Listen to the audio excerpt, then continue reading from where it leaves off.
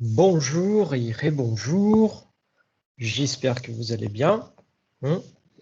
Euh, plutôt, ce qui était déjà présent, je disais que j'avais gagné un nouveau casque d'anniversaire et du coup, si l'audio il ne va pas, vous me dites, hein, parce que voilà, comme ça, je peux l'essayer, je sais pas si ça va bien marcher.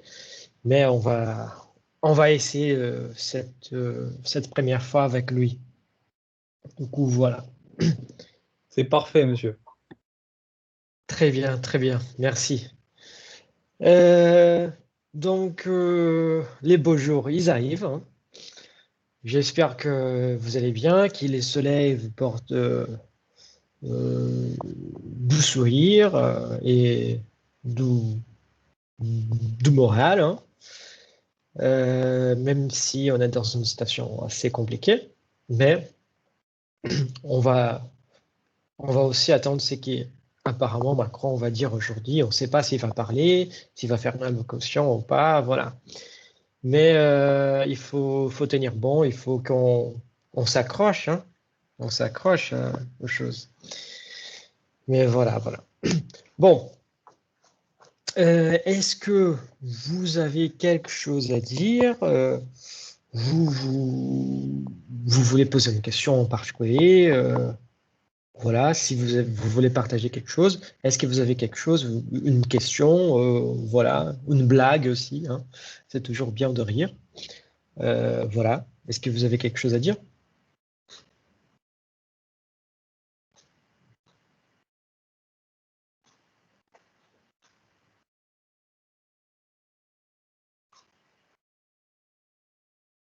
Bon, je pense que non. Hmm.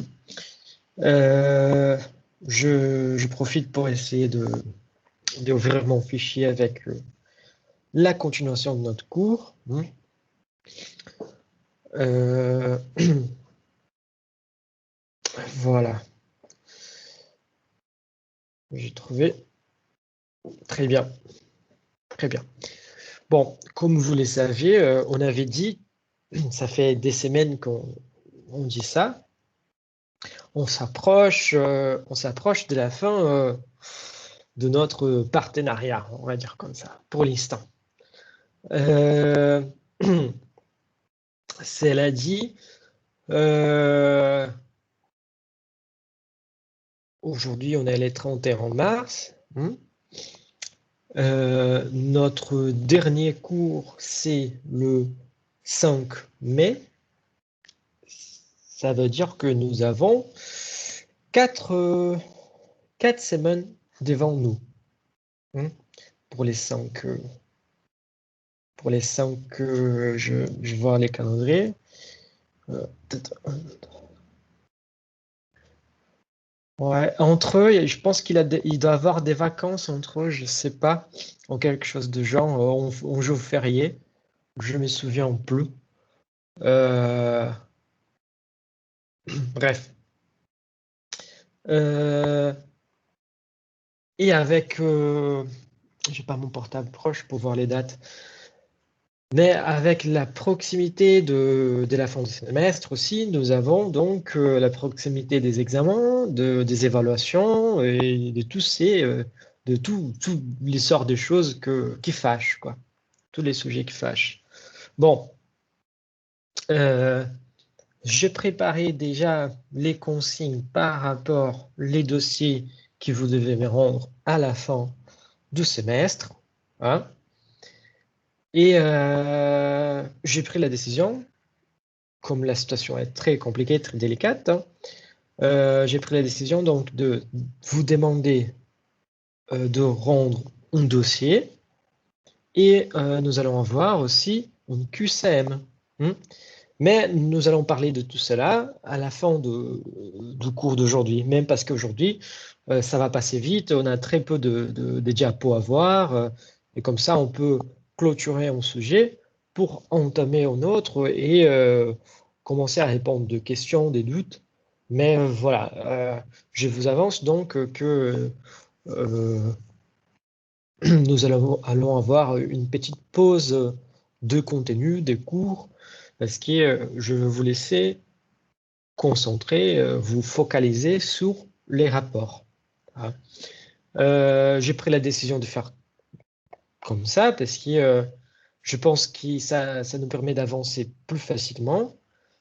En vue que normalement, les TD, des activités pendant les cours. Hein.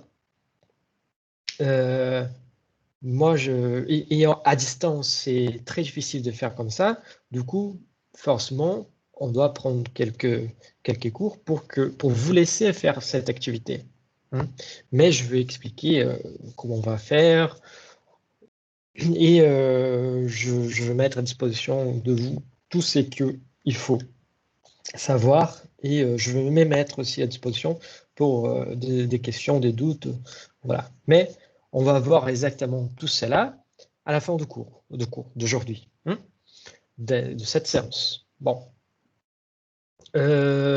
Pas d'anxiété, hein, on ne va pas essayer de créer une ambiance très anxiogène, plus celle-là qu'on vit aujourd'hui. Mais voilà, passons alors au contenu du cours. J'avoue que, franchement, c'est très cool. C'est la première fois que j'ai un casque sans fil. Et franchement, ça fait un peu bizarre visuellement. Mais la liberté de pouvoir bouger d'un côté à l'autre sans avoir un truc qui nous gêne un peu, c'est chouette. Hein. Je voulais partager ça avec vous. Très bien. Bon, allons-y. Comme dirait Doctor Who. Je partage mon écran. Type catégorisation. Voilà.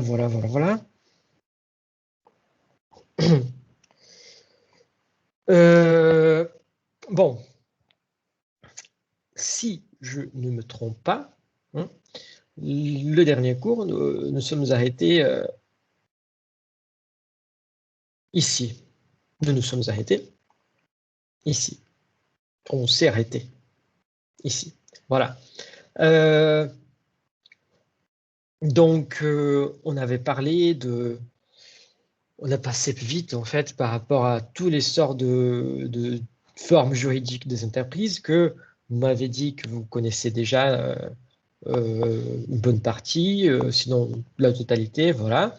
Mais on a vu tous les sortes de formes juridiques pour savoir, il faut faire un rapport avec exactement votre projet de vie. Hein. Parce qu'on disait suivant que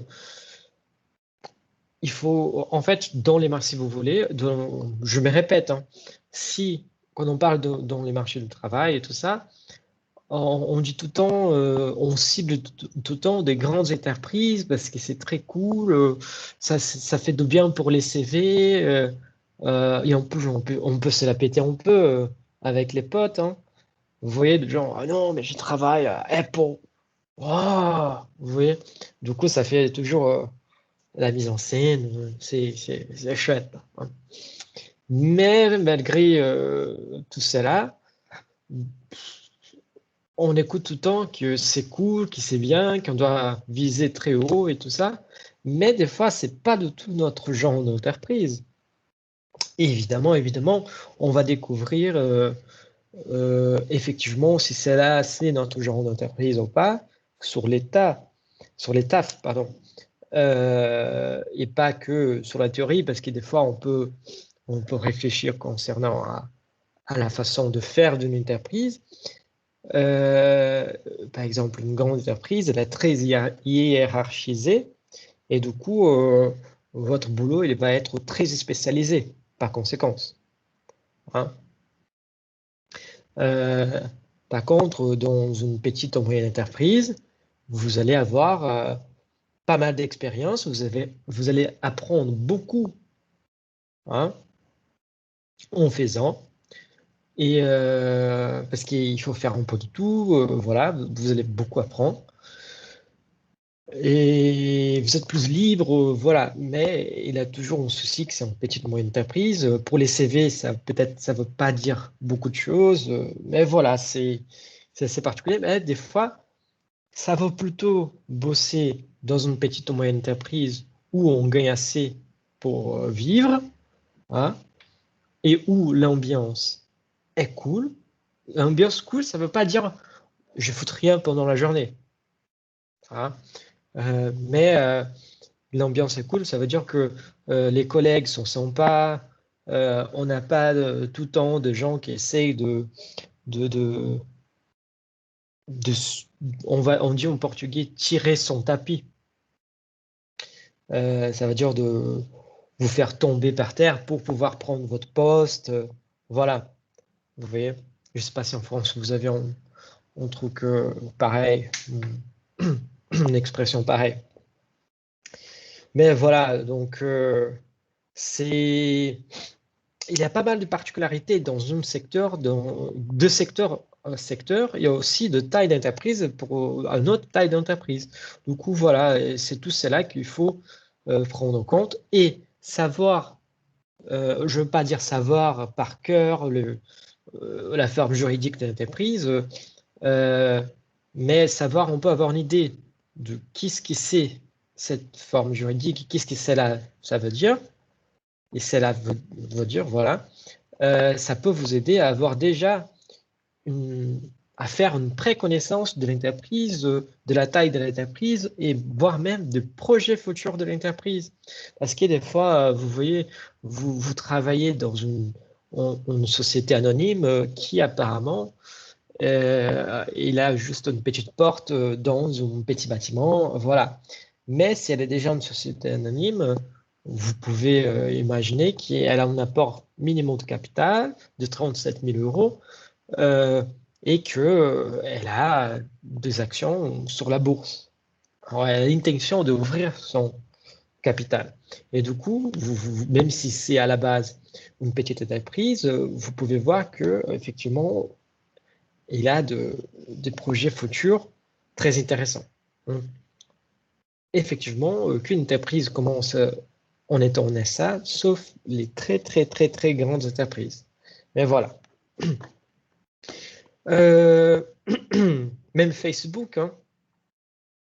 Facebook, je ne sais pas si vous vous souvenez, quand ils ont ouvert les capitales, c'est ils ont fait c'était ouf parce qu'il a ce qu'on appelle dans le marché financier de la bourse les IPO.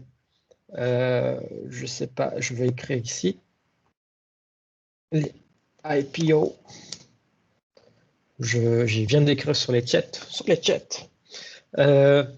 c'est les Initial Price Offer, qui c'est les prix initial de l'offert des actions. Et du coup, ils ont estimé que ça allait être très cher et tout ça. Et à la fin, ils se sont pris la tête parce que les prix de l'action, c'était pas si haut comme ils ont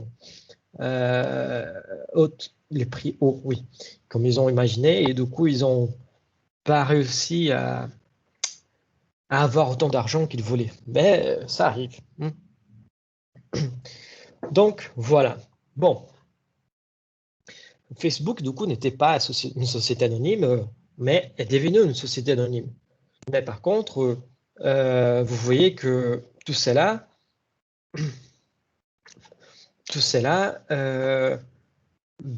peut déjà dessiner les intentions de l'entreprise et aussi vos possibilités euh,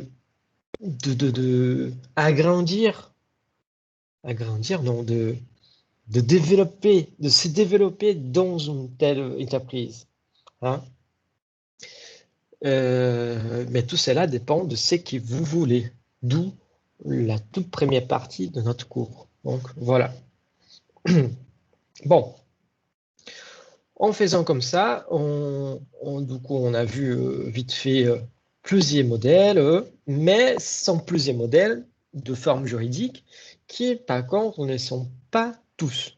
Du coup, c'était une liste non exhaustive. C'est ça qu'on appelle une liste non exhaustive, parce qu'il reste encore d'autres formes juridiques qui sont disponibles ou à voir.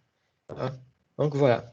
Et à la fin, on a vu que l'importance de la forme juridique pour nous dans les contextes exactement de notre boulot, c'était que ça pourrait dévoiler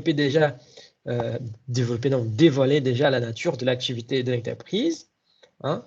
Ça pourrait nous donner aussi une idée des acteurs de l'entreprise, si c'est plutôt une entreprise globale ou pas. Hein. Et encore, même l'idée de si on veut ouvrir une entreprise, hein, ouvrir une boîte, ça peut aussi nous donner une idée de régimes fiscaux et sociaux adaptés à l'entreprise. En plus de la hiérarchie souhaitée, hein, des fois on veut un truc plus souple, plus flexible. Du coup, on sait que dans des grandes entreprises comme Société Anonyme, c'est très bien hiérarchisé, chacun reste entre guillemets bloqué dans les structures et avec un boulot extrêmement spécialisé. Du coup, quel est le genre de structure qui me plaît le plus? Et du coup, avec la forme juridique, on peut déjà avoir une petite idée de comment ça se passe et ça peut tout à fait jouer au niveau de est-ce que je veux postuler à ces postes ou pas. Du coup, voilà.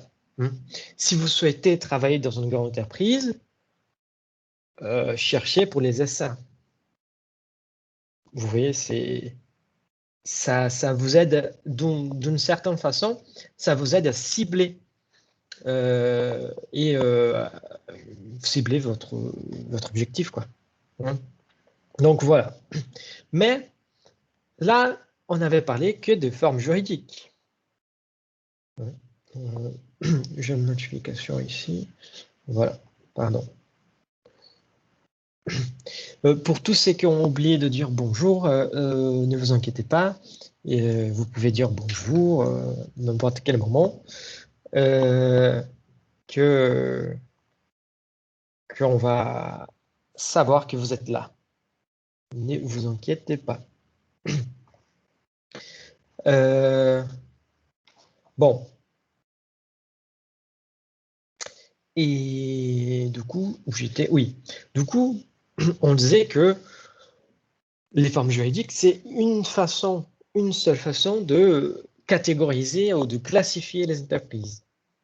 Par contre, en France, comme dans n'importe quel autre pays, on a plusieurs formes de catégorisation des entreprises. Et chaque forme de catégoriser les entreprises nous dévoile déjà quelques informations et aussi on va dire qu'avec ces genres d'informations, nous pouvons mieux décider les choix. C'est compliqué, je trouve très compliqué aujourd'hui dans ces moments de pandémie de dire par exemple que nous pouvons choisir un boulot. Moi, je viens d'une réalité au Brésil dans laquelle on n'a pas l'option. Du coup, j'avoue que je veux vous dire brièvement, mais moi, je suis né dans une favela au Brésil. Et du coup, c'était un contexte économique très compliqué, dans lequel où on ne pouvait pas choisir les boulots. On devrait accepter n'importe quel boulot pour avoir un peu d'argent, pour pouvoir survivre, pour pouvoir avoir de quoi manger, de quoi avoir l'électricité chez nous, de quoi payer le courant. Voilà. Du coup, j'avoue que dans un contexte de pandémie encore, que c'est une situation assez délicate, ça me fait un peu mal au cœur de vous dire, de vous dire de choisir un boulot. Parce que autant je sais que on devrait pouvoir choisir notre carrière, on devrait pouvoir choisir notre boulot, mais je sais que aussi que la majorité d'entre vous, au moins une bonne partie d'entre vous, n'ont pas trop ces choix. Du coup, c'est très beau à dire, ah non, mais vous pouvez choisir, ah non, mais il faut choisir ce qui vous plaît, il faut faire ceci, il faut faire cela. Ben oui, c'est très beau à dire ça. Mais je sais aussi qu'il a en dehors de tout ça, il a la réalité. Et des fois, la réalité ne permet pas trop de choisir. Hein. Du coup, voilà. Je me sens un peu, pas, j'avoue que c'est un peu bizarre de dire ça. Hein. En vue du contexte pandémique et même du contexte que j'ai vécu. Hein. Du coup, l'importance de tout cela, hein, encore une fois, c'est que vous pouvez trouver votre voie, ce qui vous plaît, et essayer avec toutes vos forces d'y arriver. Peu importe par où vous allez commencer, parce que d'ailleurs, il faut commencer par quelque part, hein, mais l'important, c'est de commencer et d'avoir un plan d'action. Et c'est que on veut, surtout avec cette discipline, c'est de vous donner des outils qui vous rendent capable de faire ces plans d'action et de, étape par étape, s'approcher de vos objectifs dans la vie, de vos objectifs professionnels et personnels. Vous voyez? Donc, c'est pour ça. Hein. Même si c'est, encore une fois, c'est très beau à dire, non, mais vous pouvez choisir ce qui vous convient plus, ce que vous voulez. Je sais, j'ai totale notion que cette histoire de vous pouvez choisir, c'est pas une règle. Des fois, on ne peut pas choisir, on prend les boulots qui apparaissent, mais c'est qui n'empêche pas on prend les boulots qui apparaissent parce qu'on doit avoir l'argent pour payer le loyer, pour payer les charges, pour payer la nourriture, voilà. Mais ça doit vous permettre aussi de avancer dans votre projet de vie.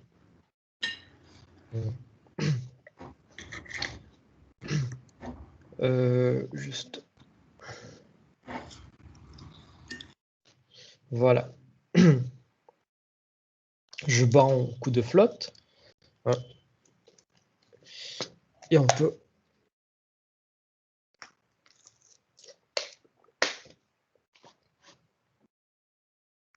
Et on peut avancer. Bon.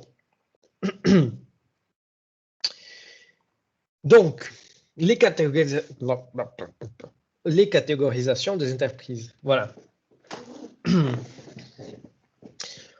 J'ai commencé ces diapos comme ça, mais je ne sais pas pourquoi. Ces derniers temps, les entreprises peuvent être catégorisées et classifiées selon plusieurs aspects qui ne possèdent pas forcément un lien avec sa forme juridique. C'est ça que on venait de dire.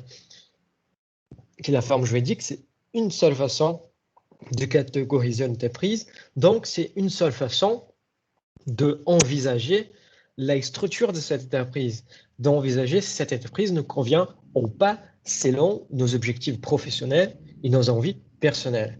Hein? Donc, voilà.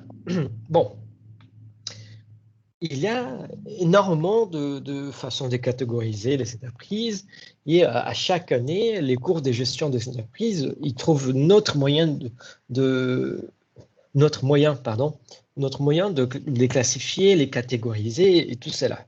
Hein. Du coup, ce qu'on va faire dans ces moments, c'est de trouver un peu les 7 principaux critères utilisés pour connaître et pour pour connaître et pour catégoriser une entreprise. Voilà. Encore une fois, ce n'est pas une liste exhaustive, c'est un aperçu général. Mais ce sont des éléments qu'on peut déjà, si on regarde vite fait une entreprise, ça peut nous dire si ça vaut le coup de postuler ou pas selon nos objectifs. Bon, à part évidemment toute la question de avoir de quoi manger, payer les comptes, les charges, voilà. À part tout cela. Bon, du coup, on va voir vite fait chacun de ces éléments qui on peut catégoriser donc une entreprise par son effectif, par son chiffre d'affaires et les totaux de bilan. Ça, je mis tout ensemble parce que ça va à peu près tout ensemble. Par son statut juridique, que nous vient de voir quand je parle de statut juridique, c'est la forme juridique. Par la concentration du capital, par sa organisation, par son internationalisation, pardon, par son secteur et par les activités qu'elle exerce. Bon,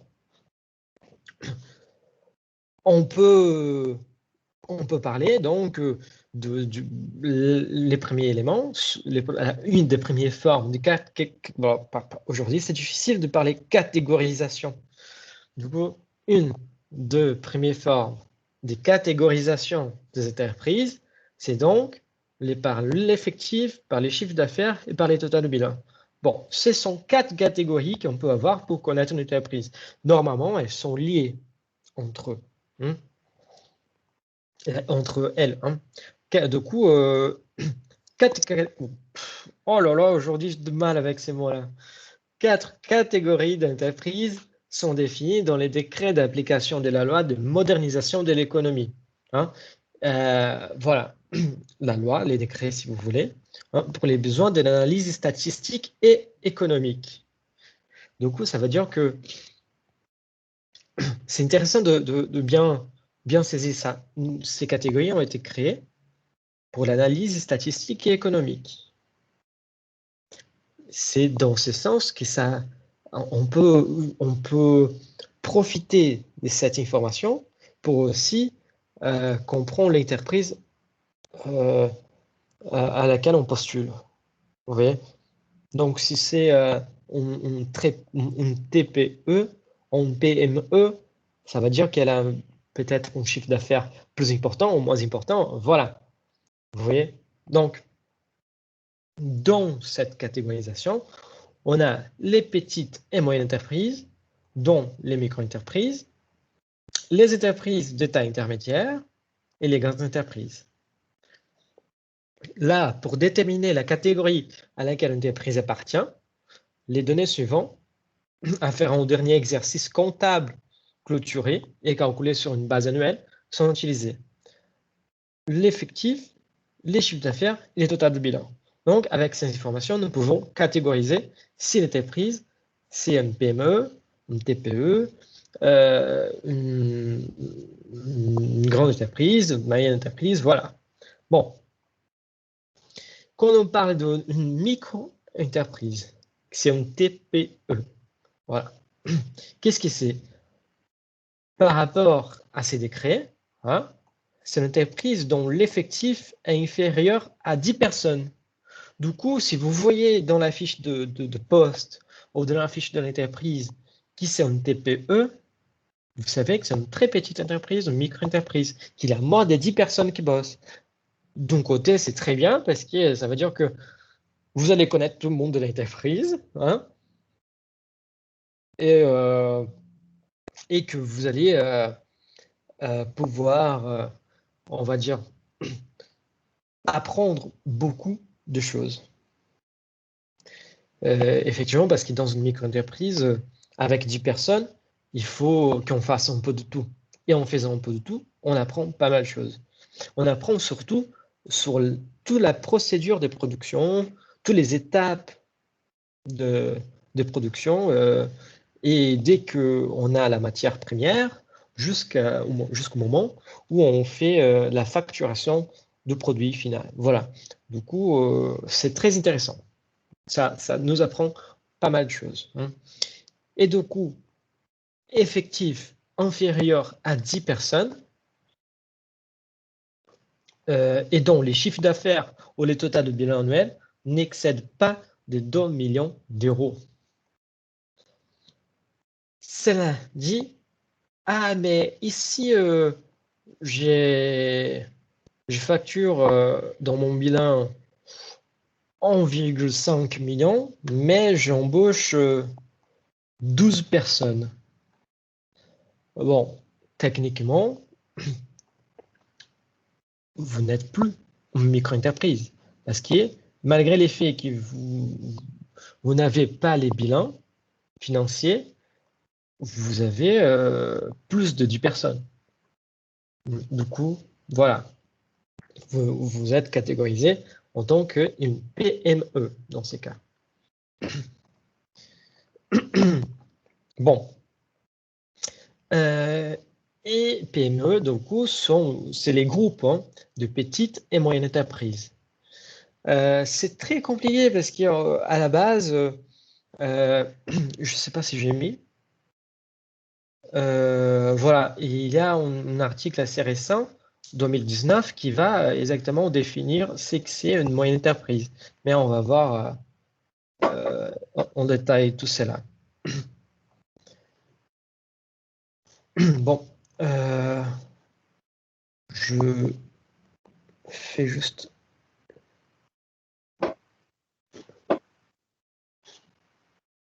Voilà, c'est bon. J'ai désactivé tous les micros, donc c'est bon.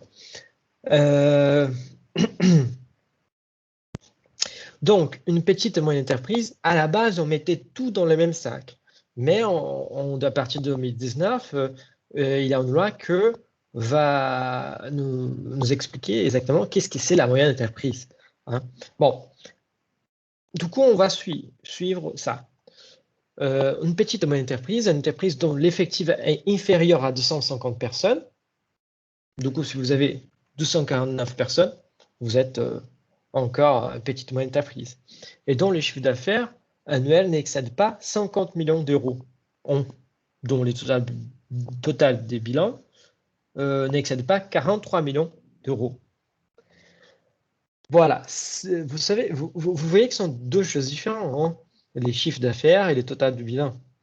Donc, vous avez des cours de comptabilité, des finances, tout ça. Voilà. Bon, une entreprise de taille intermédiaire, voilà. C'est quoi? C'est une entreprise qui n'appartient pas à la catégorie des PME et dont l'effectif est inférieur à 5000 personnes. Du coup, vous voyez la différence déjà? Si vous êtes embauché, si vous voyez un poste et vous rendez compte que l'entreprise est une PME, elle peut avoir de 11 personnes, par exemple, ou 10 personnes employées, jusqu'à 249. Et du coup, vous voyez que ça commence déjà à faire une entreprise qui peut éventuellement être important dans les marchés, au minimum dans les marchés locaux, hein, voire même national. Hein. Déjà une entreprise de taille intermédiaire, là, quand on parle d'entreprise de taille intermédiaire ETI, hein, ETI, pardon, là, vous pouvez déjà penser que vous êtes dans une entreprise assez grande, assez connue, hein, et assez important pour la région, voire même pour les marchés nationaux en France. Du coup, voilà, c'est une entreprise d'une taille intermédiaire, hein, une entreprise qui n'appartient pas à la catégorie de PME, mais dont l'effectif est inférieur à 5000. Du coup, c'est quelque chose entre 250 et 4999. Vous voyez, donc c'est énorme, c'est beaucoup de gens. 250 personnes, déjà, si vous connaissez tout le monde, c'est énorme. Hein. Mais 5000, franchement, c'est dur. Et donc là, les chiffres d'affaires, vous voyez, les chiffres d'affaires, ça commence à faire gros. Hein. 1 million, 500 000. Et le total bilan, 2 millions. Du coup, c'est déjà pas mal. Hein. C'est déjà pas mal. Donc, si vous voyez un poste dans lequel l'entreprise que se présente, c'est une entreprise de taille intermédiaire, vous savez on peut à quoi s'attendre. Vous savez que c'est possiblement une grande entreprise, pas dans les statistiques, hein, mais au niveau humain. Et donc, c'est déjà une entreprise assez hiérarchisée. Du coup, vous allez vous attendre à avoir des activités plutôt spécialisées. Donc, voilà. Et à la fin, c'est la plus simple. Donc, une grande entreprise, une entreprise qui ne peut pas être classée dans les catégories précédentes. Du coup, c'est la plus de 5000 personnes. Hein. Ça fait plus que les chiffres d'affaires de 1 million, voilà, ou plus de bilan de 2 millions, voilà. Elle est déjà une grande entreprise. Et on avait dit que le nouveau truc de tout cela, c'est effectivement la moyenne entreprise, parce que mélanger petite et moyenne entreprise, hein, c'est assez compliqué parce qu'une petite entreprise, ça peut avoir 11 personnes et en fait, elle rentre dans dans la même branche qu'une moyenne entreprise qui peut avoir en gros 249 employés, quoi. Vous voyez, l'écart, il est très grand. Et du coup, en fonction de cet écart, en 2019, hein, donc, c'est expliqué. L'article 47 de la loi du 22 mai 2019 relative à la croissance et la transformation des entreprises créer une nouvelle catégorie d'entreprise, la moyenne entreprise, afin de permettre une présentation comptable simplifiée. Les caractéristiques de la moyenne entreprise sont fixées par les décrets. Blablabla. Il s'agit d'entreprises qui ne dépassent pas deux des trois seuils suivants. Les totaux du bilan est fixé à 20 millions. Oui, voilà. Les montants nets du chiffre d'affaires, 40. Oh, je pense que. Non, 20 000, 40 000, oui. Voilà. 20. Ouais, c'est. Attends. Oui, c'est 20 000, oui. Parce que sinon, c'est quoi là? Peut-être 50 millions d'euros dans les 43. Oh là là, on parle déjà de 50 millions. C'est vrai, donc. 20 millions d'euros, les montants nets du chiffre d'affaires à 40 000 euros. Et le nombre moyen de salariés employés au cours de l'exercice à 250. Regardez bien que là, on parle de nombre moyen. Ah, du coup, effectivement, ça peut être un peu plus, un peu moins, mais ça va. Des fois, on a des produits des saisons, du coup, forcément, on va embaucher plus dans un moment qui est dans l'autre, voilà. Et du coup, ça va jouer aussi. Tout cela, ils disent que c'est afin de permettre une présentation comptable simplifiée, mais effectivement, c'est pour ne pas pénaliser les petites entreprises. Parce que, mine de rien, si on parle de petites entreprises, avec un chiffre d'affaires de 40 millions, c'est pas forcément une petite entreprise. Hein. Vous voyez, c'est déjà assez important, le chiffre d'affaires. Donc, voilà. C'est pour ça qu'à partir de 2019, cette loi spécifique a été créée pour classifier, pour catégoriser qu'est-ce que c'est la moyenne entreprise. Et donc, à cette définition, évidemment, vous pouvez chercher dans la loi, la petite moyenne entreprise, c'est encore cette classification-là. Hein. Donc, comme l'écart, mine de rien, l'écart entre 10 personnes hein, et 250 personnes, c'est très grand. Ou encore l'écart entre les chiffres d'affaires de 2 millions et les chiffres d'affaires de 50 millions, c'est très grand. Du coup, il fallait définir exactement quel est le point de conversion d'une petite entreprise à une moyenne entreprise. Voilà. Bon. D'où cette loi de 2019. Et c'est drôle de voir que c'est assez récent. Hein, c'est assez récent, 2019. Bon, voilà. On n'avait pas encore la Covid. Voilà. Bon, c'est là, on a la catégorisation aussi par les statuts ou la forme juridique. Tous les éléments qu'on a déjà vus, du coup, ce n'est pas la peine de revoir. Ce sont tous les éléments qu'on a étudiés en profondeur il y a une semaine. Voilà.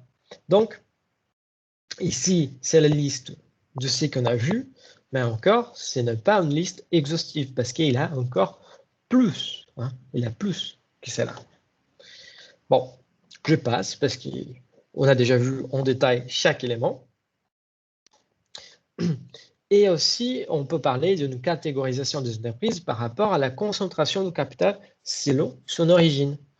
Du coup, on va parler de sociétés à capitaux privés, sociétés publiques, on va parler de sociétés d'économie mixte, de les coopératives et entre autres.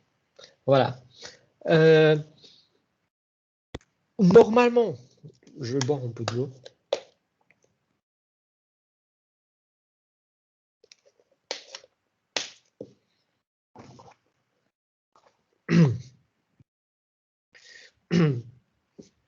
Normalement, quand on va faire un entretien, on va envoyer notre CV. La première chose qu'on fait, c'est googler. On va googler l'entreprise. On va chercher sur Google l'entreprise pour savoir, pour apprendre un peu plus, et voilà. Et suivant, on peut tomber sur l'onglet à propos de nous ou encore qui sommes-nous. Voilà. Là, vous allez trouver un peu de l'histoire et voilà. Et vous pouvez trouver aussi l'origine de l'entreprise par rapport à son capital aussi. D'où l'histoire de la société à capitaux privés, société publique, mixte, voilà, coopérative, voilà. Bon,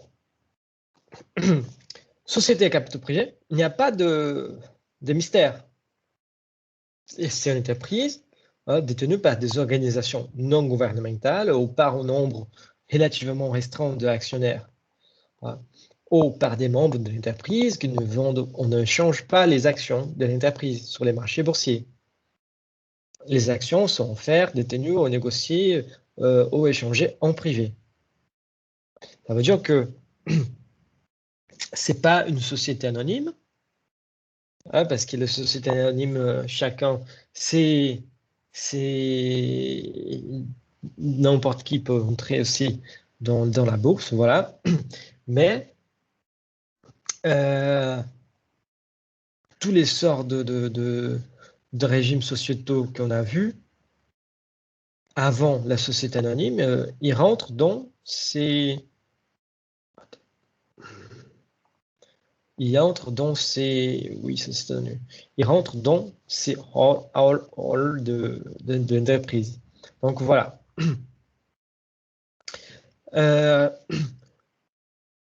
Tous les sorts d'échanges ou tous les sorts d'échanges des actions, entre guillemets, sont faits en privé. Pardon. Une entreprise peut être aussi donc une société publique ou une entreprise d'État. C'est une entreprise sur laquelle l'État ou d'autres collectivités territoriales peuvent exercer directement ou indirectement une influence dominante du fait de la propriété et de la participation financière ou des règles qui la régissent. Ça, c'est selon la définition de l'Union européenne. Pardon.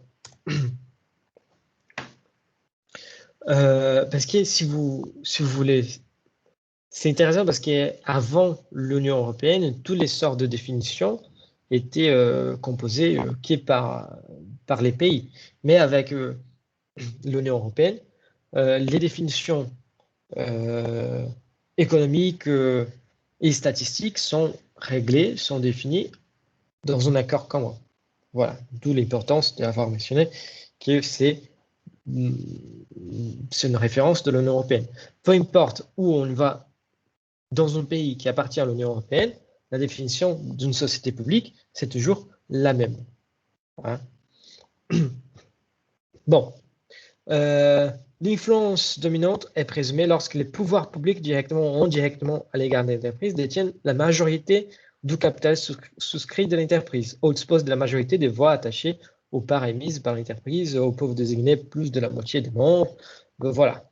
Ça, ce sont des formalités. C'est que, il faut retenir ça, c'est que là, on a les capitales privées que est majeur, qui est en totalité. Il n'y a pas de l'apport de capital public là-dedans.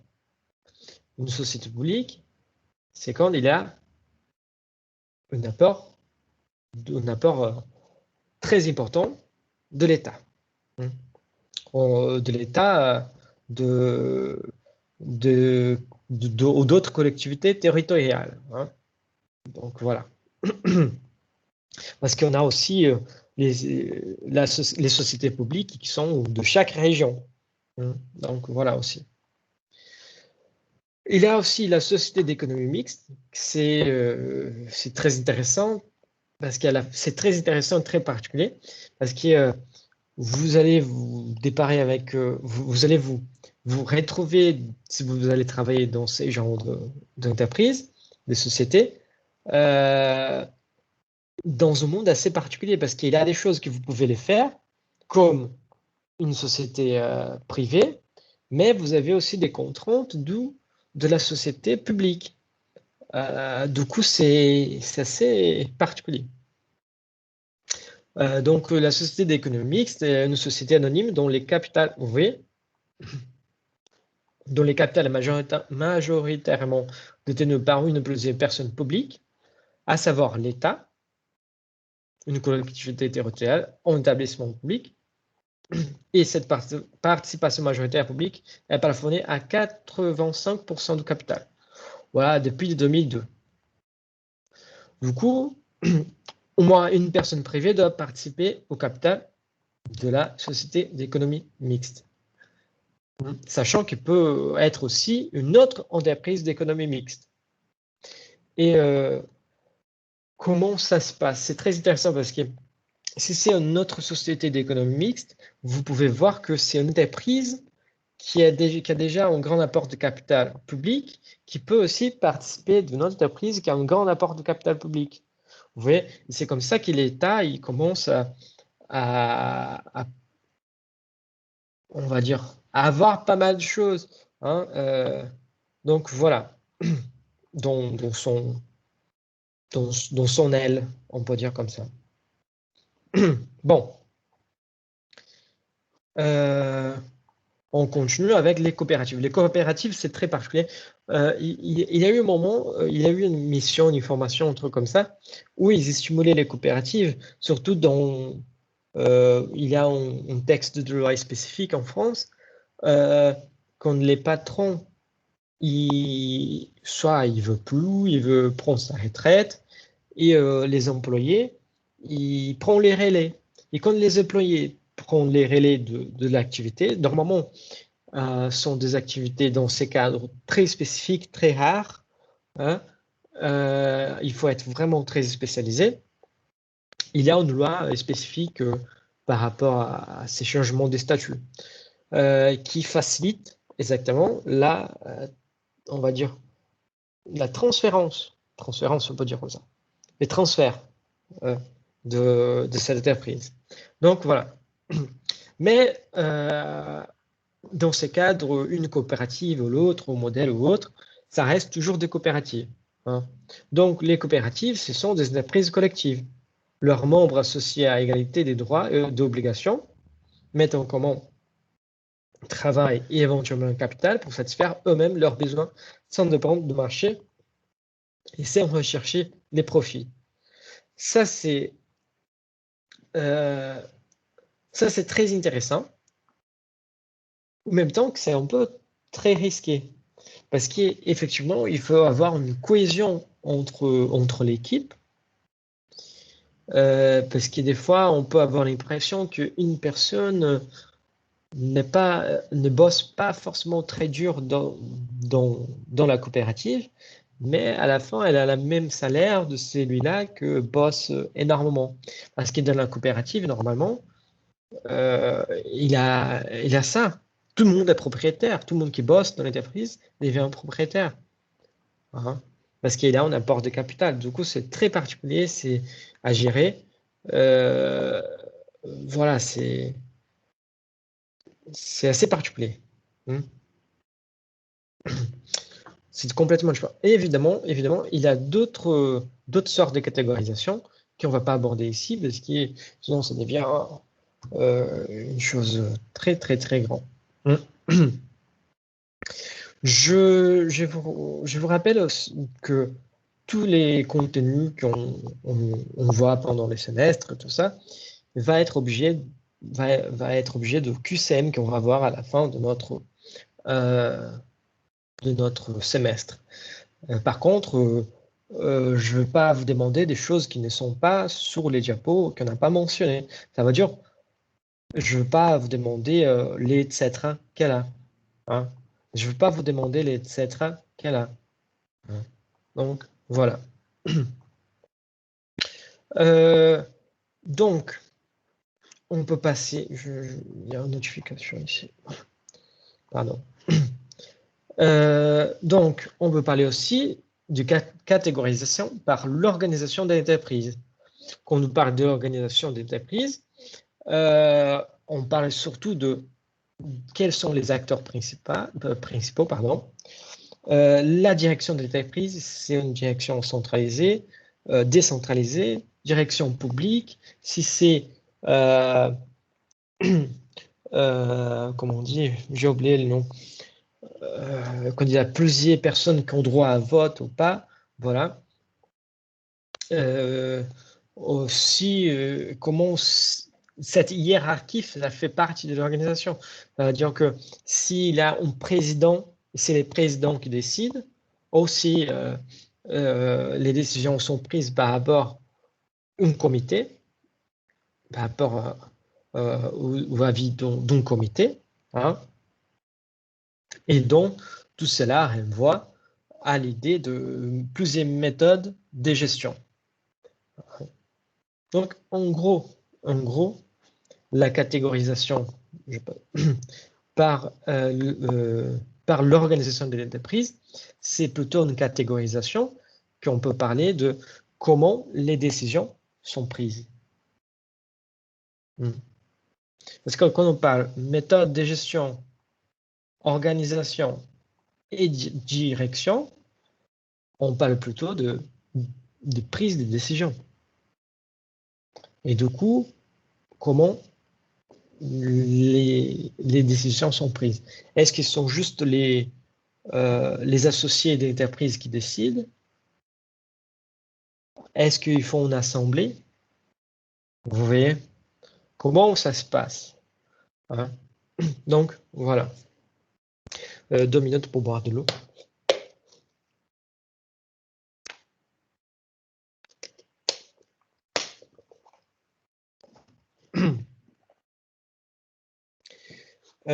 On peut aussi, ça vous intéresse, j'imagine, beaucoup,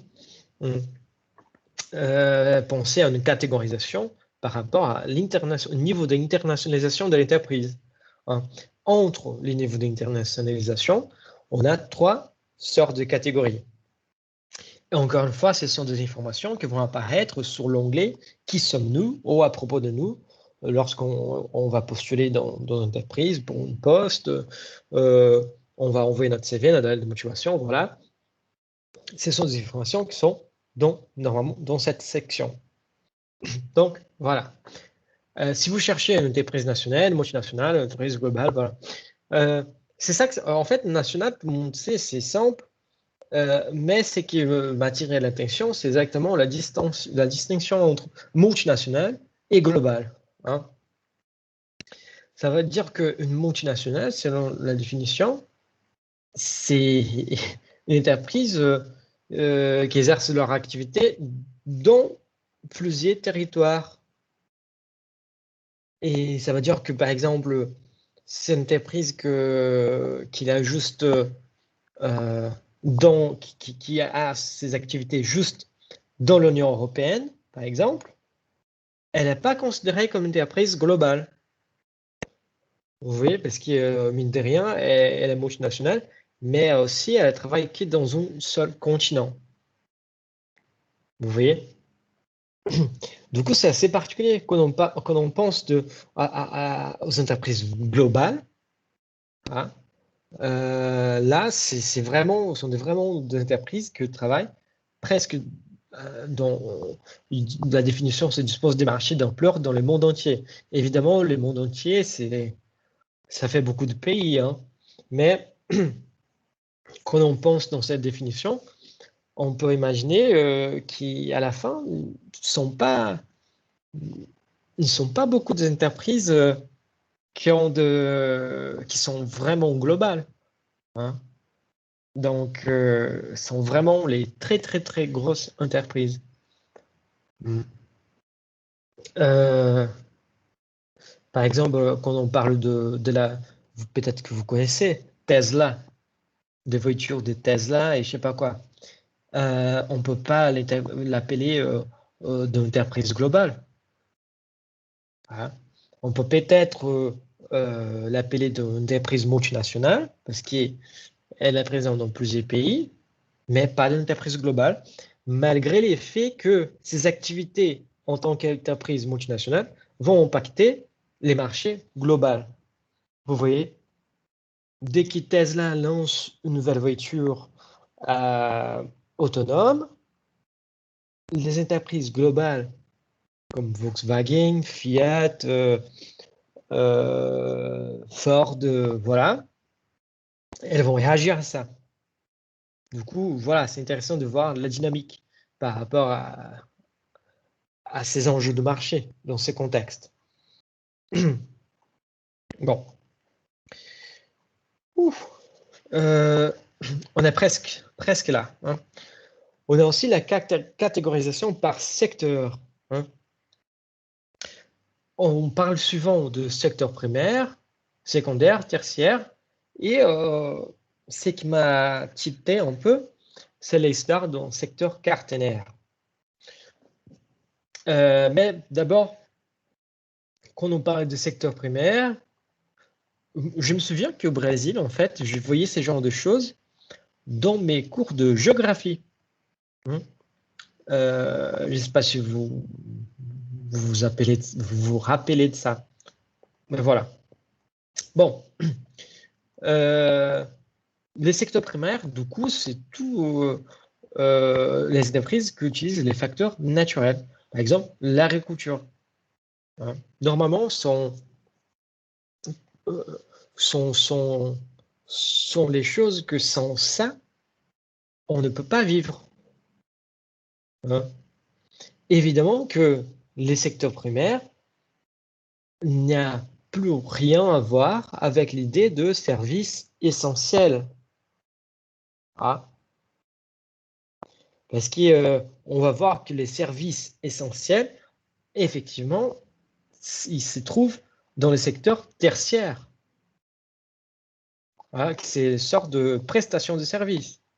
Il n'y a rien à voir avec l'histoire du gouvernement de services essentiels, non essentiels. Voilà.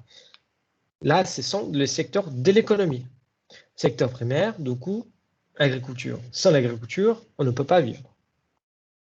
Parce qu'on n'a pas de quoi manger, par exemple. Euh, les secteurs secondaires rassemblent les entreprises effectuant des activités de matières premières en produits semi-finis, au fini, ainsi que les industries. Du coup, c'est toute la manufacture, tout ce que transforme une chose dans une autre, c'est la manufacture. Donc, tous les sortes de manufacture se trouvent dans ces secteurs secondaires. Voilà. Et les secteurs tertiaires, c'est effectivement les entreprises qui font de la prestation de services. Et toutes les autres entreprises qui n'appartiennent pas aux deux autres secteurs. Tous les services de marketing, de communication, les services financiers et tout ça. Voilà. Parce qu'ils ne font pas des produits, ils vendent des services. Voilà. En gros, comment on peut classifier une société ou un pays même, s'il est développé ou s'il n'est pas développé? Peut-être que quelques-uns d'entre vous vont dire par les PIB, hein, mais les PIB, c'est exactement les niveaux d'industrialisation. Parce que si le PIB il va travailler avec l'écart entre ce que les pays a vendu, ce qu'il a acheté, hein, son bilan, on va dire, on parle là de, effectivement, juste au niveau de production. Et du coup, on est là, secteur secondaire.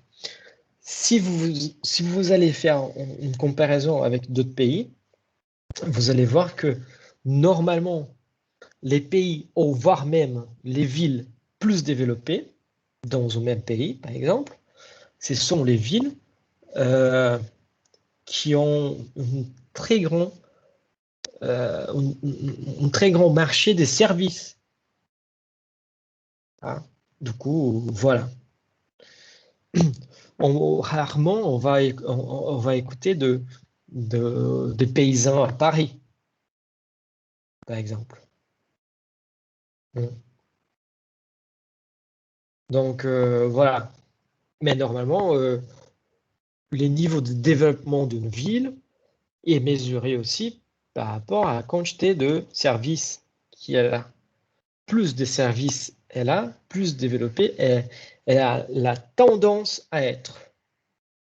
Mais ça, c'est complètement, on va dire, c'est faux, entre guillemets, il s'est trompé. On peut, parce que sans le reste, vous voyez, sans les secteurs primaires, sans les secteurs secondaires, on ne peut pas arriver à le secteur tertiaire. Et du coup, c'est un peu faux. Mais c'est une mesure économique qui a été adoptée pour mesurer aussi au niveau de développement d'une certaine ville, par exemple. Et est-ce que vous parlez d'un secteur caténaire? Je me souviens que à mon époque, les secteurs caténaires, on disait que c'était les secteurs des entreprises, des ONG. Parce que les ONG, c'était pas forcément un service, elles cherchaient pas forcément à manufacturer des choses, ce n'était pas forcément de l'agriculture.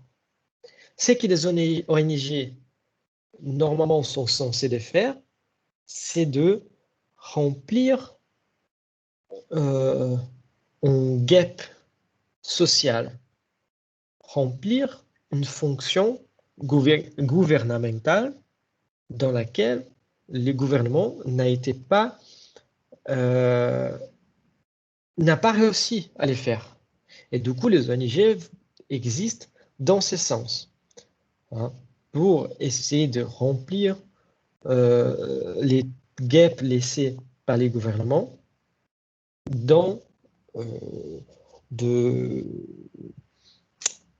des secteurs moins favorisés, voire même dans de quartiers moins favorisés. Voilà. Normalement, les ONG ont, euh, ont cette fonction-là. Et du coup, à mon époque, c'était exactement les ONG qu'on appelait de secteur caténaire. Mais avec mes dernières recherches, je voyais qu'aujourd'hui, on parle d'un secteur caténaire, mais on parle du secteur caténaire en étant l'industrie de l'information, de la technologie. Vous voyez. Donc, quand on parle de Facebook, Twitter, TikTok, Instagram, tout cela, on parle d'une industrie de la technologie. Et parce que c'est ne pas forcément un produit, une manufacture, mais c'est pas forcément un service non plus. Vous voyez, c'est assez particulier. Du coup, avec mes dernières recherches, j'ai trouvé que les secteurs quaternaires, elles étaient occupés par ces genres d'entreprises. Du coup, qui a raison? Je ne sais pas. D'où les points d'interrogation sur les secteurs quaternaires. On peut penser peut-être un secteur quaternaire et un cinquième secteur encore, hein, mais entre les ONG et aussi les secteurs de la technologie, ben voilà, qui sait? Dans l'incertitude, hein, on a 3 secteurs, primaire, secondaire, tertiaire, et qui sont ceux-là. Les autres, ils sont encore en train d'être précisés et développés. Mais voilà. Mais c'est intéressant de savoir que ça existe. Et ça, c'est intéressant en fait quand on postule, parce que pour avoir une idée de l'importance de l'entreprise dans les marchés, dans son ensemble. Hein. Du coup, voilà. Et pour trouver si notre voie personnelle, nos envies personnelles sont compatibles avec les secteurs d'activité de l'entreprise. Mais pour nous, hein, est-ce que je préfère travailler dans quel secteur? Je préfère travailler dans le secteur primaire, secondaire, tertiaire. Vous voyez, c'est aussi pour nous, c'est important dans les cadres de notre discipline de reconnaître les secteurs pour qu'on puisse aussi dire, je vais ces genres de secteurs. Pouf. Bon, on revient encore à une autre catégorisation par l'activité exercée, qui dialogue aussi avec les secteurs d'activité, les secteurs tertiaires, primaires, secondaires, voilà. Hein. Du coup, dans cette genre de catégorisation, on a des entreprises agricoles. Je n'ai même pas besoin de décrire. Hein. Exploitation des ressources naturelles. Des entreprises industrielles, qui concentrent sur la transformation des matières. Hein. Manufacture. Des entreprises commerciales. Ce sont les responsables pour la distribution de produits. Hein. La logistique, voilà. Réalise la vente de marchandises sans activité de transformation. Hein. Et aussi des entreprises de services. La banque, on peut même parler là de chaînes de télé. Mais voilà. Voilà, il y a pas mal de choses là-dedans. Ces genres de services, c'est très particulier. Mais on voit déjà qu'avec cette division, c'est intéressant parce qu'avec juste avec la vente, vous voyez qu'il détache l'activité de la vente d'activité des services.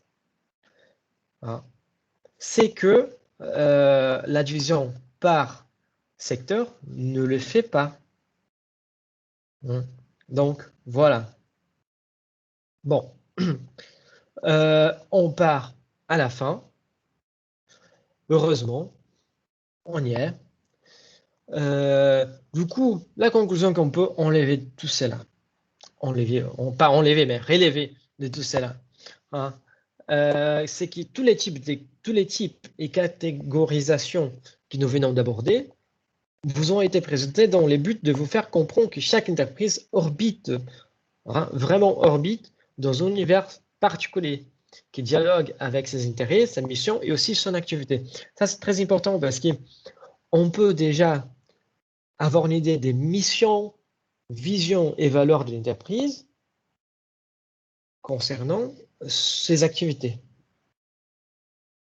Hein. En plus de cela, hein, dans ces cadres, vous pouvez être mené à choisir un poste dans une entreprise ou l'autre et connaître ses particularités vous permettra donc de faire les choix qui conviennent le mieux à votre profil personnel et professionnel. Encore une fois, tout cela, on n'a pas forcément l'obligation d'apprendre par cœur, mais ça va nous aider à connaître déjà les entreprises, même avant d'y être.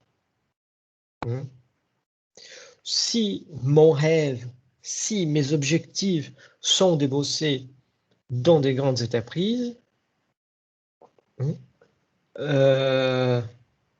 pouvez faire votre plan d'action selon ce que vous souhaitez.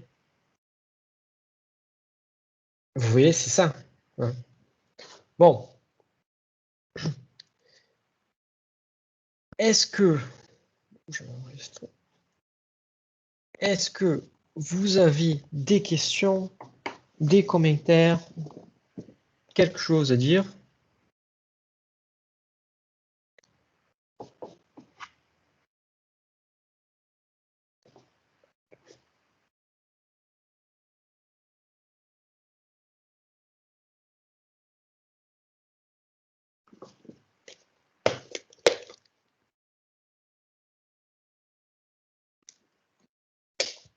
Non, monsieur, on n'a pas de commentaire.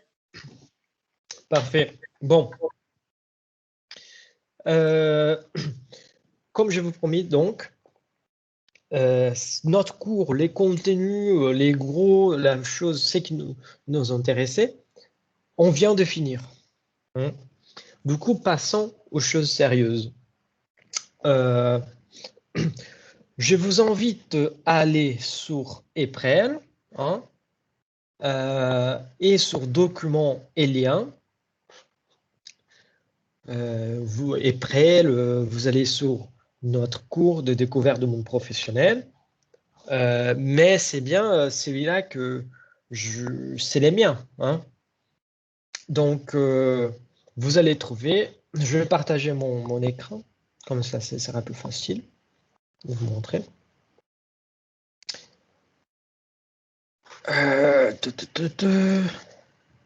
Si vous pouvez déjà accéder près pour visualiser ce que je veux dire aussi, ça serait pas mal. Donc, je partage tout mon écran avec vous, comme ça sera fait. De base, hein, là, Eprel, vous allez chercher L2, S2, G4, découverte de monde professionnel. Et sur ces groupes-là, documents et liens, hein, vous allez... Ah non, c'est ça. Oui, voilà, c'est bien. Bon. Vous allez voir que moi, si je...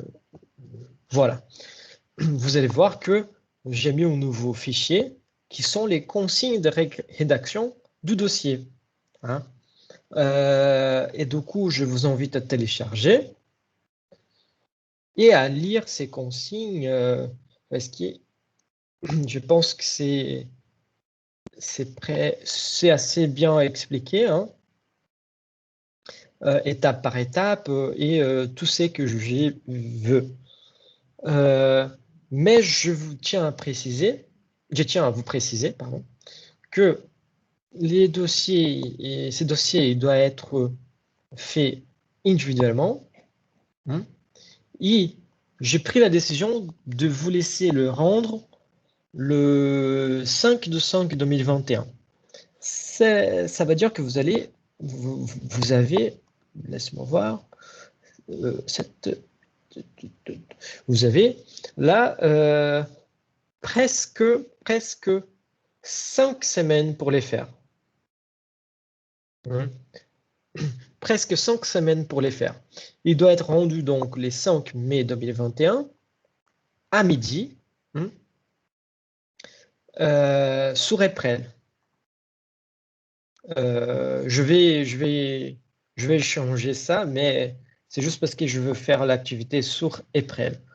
Je n'ai pas encore mis les travaux là. Donc voilà. Comment les dossiers doivent être présentés? La première chose que je vous dis, c'est que vous allez être évalué par rapport à ces dossiers sur tous les critères possibles. C'est-à-dire que, par exemple, là, il y a une faute des français, parce que rédaction, normalement, il doit avoir un accent, là, rédaction. Qu'est-ce que est arrivé? Probablement, quand j'ai rédigé, j'ai mis avec l'accent, mais j'ai rédigé en minuscule. De façon automatique, quand je demande au logiciel Word pour mettre les mots en majuscule, des fois, ça enlève l'accent. Hein. Du coup, il faut vérifier bien, il faut vous lisez, rélisez bien pour éviter toutes sortes de fautes de français. Mais les fautes d'accent et tout ça, parce que ça serait effectivement comptabilisé aussi. Hein. Donc, il est individuel et vous devez les rendre les 5 de 2021 jusqu'à midi. Midi 1, c'est fini. Les systèmes, il ne acceptera plus. Et moi non plus. Hein. Du coup, je vous laisse 5 semaines là de boulot que vous pouvez utiliser pour les faire. Je veux qu'il soit datylographié. Oui. Ça veut dire vous allez écrire sur votre ordinateur, sur votre tablette, voilà, portable. Hein.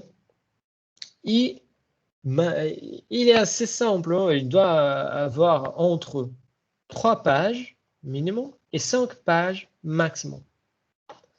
Il doit contenir la fiche de présentation disponible sur WordPress sous les noms des fichiers 2, qui est déjà là. Si je reviens, fichier 2, il est là.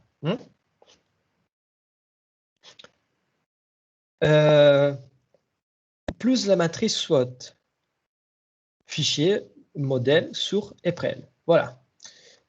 Plus les annexes si besoin. Et plus les références. Ça veut dire que les 3 et 5 pages seront de pages de texte. Hein, de texte. Ah, mais la couverture et le sommaire.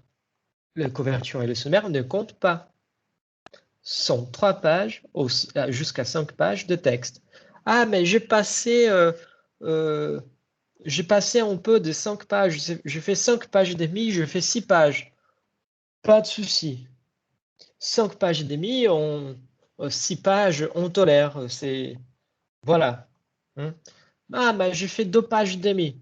Par contre, 2 pages et demie, c'est pas toléré parce qu'il y a autant avoir un peu plus. Vous voyez que c'est meilleur d'avoir plus qu'avoir moins. Voilà. Bon. La mise en page et mise en forme, ce sont les règles. Donc, voilà. C'est tout assez bien détaillé, je pense. Hein. Donc, voilà. La couverture, quels sont les éléments de la couverture? Ce sont les éléments de la couverture. Au début, vous allez mettre ça, Arial 12, en gras, tout en majuscule, aliment centralisé, voilà, c'est tout bien noté, bien marqué. Vous allez voir qu'il y a des petites fautes aussi, ben je les vois maintenant en lisant avec vous, je vais les corriger, mais voilà. Et après la couverture, vous allez mettre du coup un sommaire détaillé plus la pagination. Du coup, les sommaires détaillés, en gros, c'est juste chaque élément qu'on va voir, par exemple, introduction, méthode employée et la page. Hein. Si vous voulez utiliser de sous-titres, vous pouvez utiliser, mais donc ces sous-titres, ils devront être présents aussi au niveau du sommaire. Hein. Donc, voilà. Et du coup, il y a les contenus en soi. Les contenus en soi qui viennent après le sommaire. Que on entend de vous un travail de réflexion et de synthèse, et les textes doivent être rédigés à la première personne. Voilà. Quels sont les éléments de ces dossiers? Du coup, pour faciliter votre vie un peu, je vais vous laisser un peu ce que j'attends de chaque élément. Vous voyez qu'il y a une troisième page ici qu'il faut avoir les références. Voilà. Bon, qu'est-ce que j'attends de vous? Et aussi, qu'est-ce que vous pouvez peut-être développer dans cet élément, dans cette partie ou pas? Voilà. Et 5 pages, effectivement, parce que si vous voyez introduction, si ça fait une page, entre 3, vous voyez, entre 3 et 5 pages, voire même 6 si c'est le cas, hein, mais vous voyez, là, si vous faites une page d'introduction, une page de méthode, ou la moitié d'une page, mais vous vous travaillez bien ici, plus la conclusion, vous avez déjà 3 pages facilement. Vous voyez? Mais voilà. Mais malgré l'effet de vouloir en travailler des réflexions et des synthèses, j'aimerais bien avoir un travail bien fait. Hein. Je vous laisse lire tous ces éléments tranquillement. Et on